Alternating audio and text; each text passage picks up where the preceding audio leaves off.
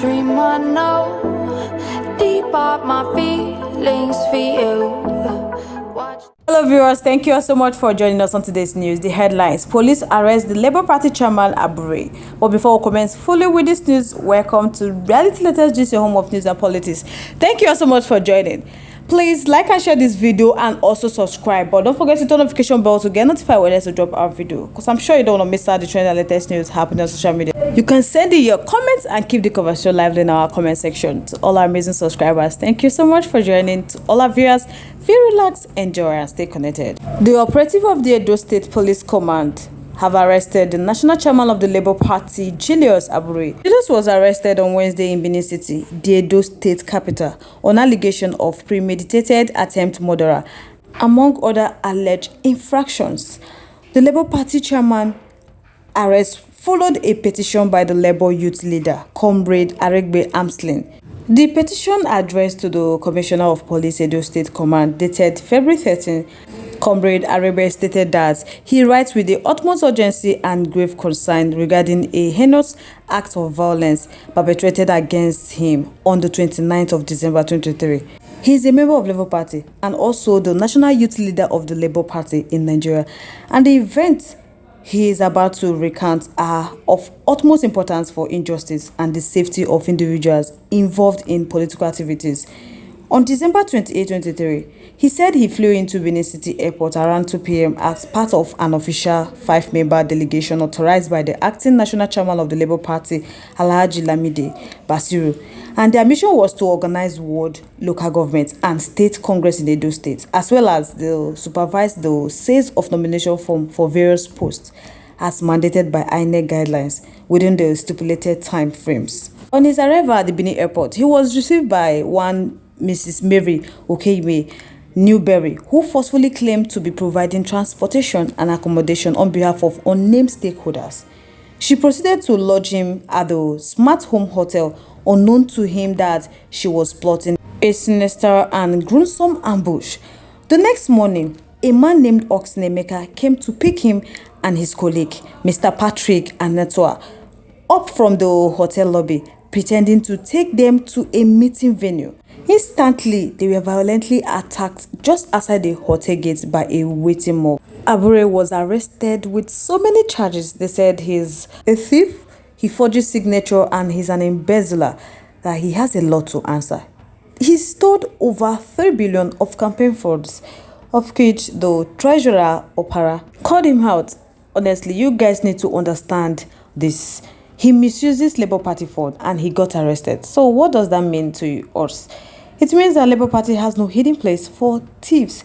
By the way, if he is arrested, best assured, it's party issues and not government related. Even EFCC has claimed, cause nothing concerning APC or Nigeria government. Go and arrest the Labour Party chairman, say in thief money, like in thief party money, when it's not related to their party. So let's all sensibly, understand that he was arrested by his own Labour Party members. So it's an internal query, which is good. If you steal, you answer for it. When the treasury of the Labour Party called Arrêst out, Arrêst said that the treasury must pay for defamatory. Although they suspended her, but Arrêst said that the treasurer must pay for defamation. The Labour Party chairman said that Opera only made the claim to, mislead public and destabilize the party. She says she has come to lie and to misinform members of the party in order to bring them and the party to dispute. That he knew that Opera went to the studio to start saying that she never had access to the account and she didn't know how the account was run and so on and so forth. But he is telling us that he came, to the studio with this check that the treasurer could sign. Those checks that were signed between February and March 2021, those are public documents that they cannot get from the bank and so on. So we can ask her to bring the evidence that those money were withdrawn without her signature. That he must also state that beyond a right reply, if there was an instance that he could reply ordinarily, that he would have get people to reply and put all the facts before her. But he decided to come and make few clarifications. Moreover, his lawyers are working on the cases of defamation that will be filed against Oluchukwu Opara who came on national TV to defame his reputation and to bring him down as a person, that there is no way he would have taken this for granted, because we find this very embarrassing that it is even those within the party that are being used to destabilize the party.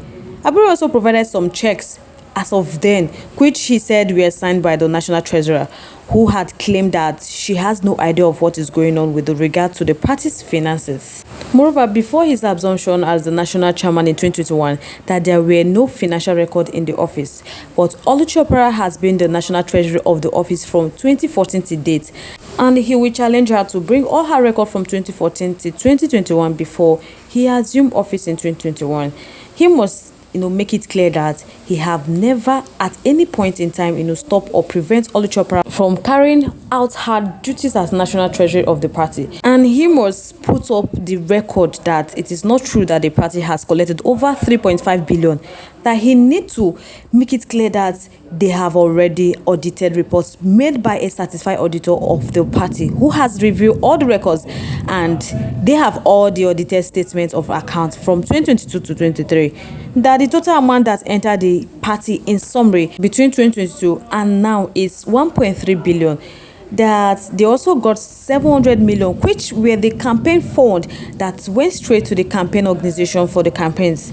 So he didn't know, and he cannot reconcile where she got the 3.5 billion that she talked about. Abure said they have 3 accounts, one in Zenith, Fidelity, and the other one in UBA, and then the signatories are himself as a signatory, National Secretary as B signatory, and the National Treasurer as signatory C. Following Abure's denial of the allegations, while threatening the legal action against Opara, reacting to that development, Peter Obi commenced the public accounting process for Obidat campaign fund for the 2023 general election by saying that they have to start with the crowdfunding, which was where they asked the general citizen to contribute to their endeavors.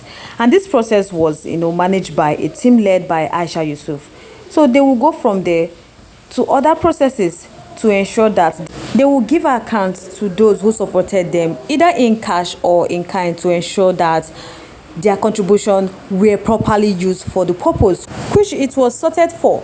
So he will also be directing various support groups and bodies that works for their collective goals of betting in New Nigeria to do the same by accounting to those who donated to them. Honestly, that is the appropriate thing to do. How do we have a good system of government? So guys, let me know your thoughts, your contributions, your opinions in the comment section. We'd love to hear from you. Once again, thank you all so much for staying tuned with us. We really do appreciate. But if you haven't subscribed to our YouTube page yet, please do us a favor to like and subscribe, and also share. Don't forget to turn the notification bell to get notified when next we drop our video, because I'm sure you don't want to miss out the trend and latest news happening on social media.